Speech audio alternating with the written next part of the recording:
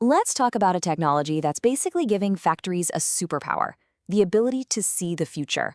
I'm talking about knowing when a critical machine is about to fail before it actually does. So let's get into it. I want to start with this one simple question. Just think about it for a second. What if a massive, super expensive equipment failure wasn't a surprise anymore? What if you knew it was coming and you could step in before all the chaos starts? Well, that's not science fiction. It's the whole promise behind what we call predictive maintenance. And to really get why this is such a game changer, you have to understand what a breakdown actually costs. So we're going to compare the old way of doing things, just reacting, with this new predictive model. The difference is, well, it's staggering. Okay, so look at the left side here. That's the traditional reactive way.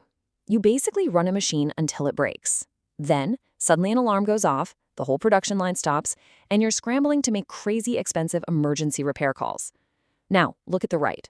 This is the predictive world. Here, you're not waiting for a disaster. You're actually forecasting failures and scheduling maintenance when it makes sense. It is literally the difference between chaos and control. So, the big question is, how do we make that jump from just reacting to actually predicting? Well, the answer is pretty cool. It's a powerful mix of sensors and artificial intelligence that can spot clues that are totally invisible to you or me. So what is predictive maintenance exactly? At its core, it's all about using tech to forecast when equipment is going to fail so you can perform maintenance just in time. And that last part is absolutely key. This isn't just about replacing parts every 6 months, whether they need it or not. It's about surgical precision, intervening at the perfect moment to stop a failure while getting the most life out of every single component. Right. That's the million-dollar question, isn't it?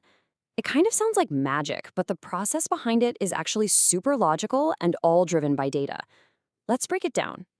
So it really boils down to 3 simple steps.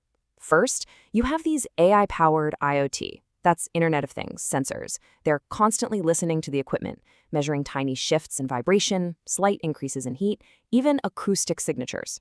Then, step 2. A machine learning model is analyzing all of that data in real time. It builds a kind of digital twin, or a baseline of what normal looks like. And against that normal, it can spot tiny, tiny little anomalies that a human would never catch. Finally, based on those patterns, the AI forecasts a potential failure, giving you a heads up days or maybe even weeks in advance. And this quote right here, it just nails it. It's not just about the sensors collecting a bunch of data. It's about the AI actually making sense of that data. That teamwork, that's what turns a regular machine into a smart one. An asset that can literally tell you when it needs a checkup. Okay, so we've covered the how. Now let's get to the so what. Where is this technology actually being used, and what kind of real-world impact is it having? The first, and let's be honest, the most obvious benefit is the bottom line. I mean, think about it. You're getting rid of the cost of unplanned downtime, which for a big factory can be millions of dollars a day. You're ditching those expensive emergency repair bills, and you're not overstocking on spare parts. These are huge, tangible cost savings.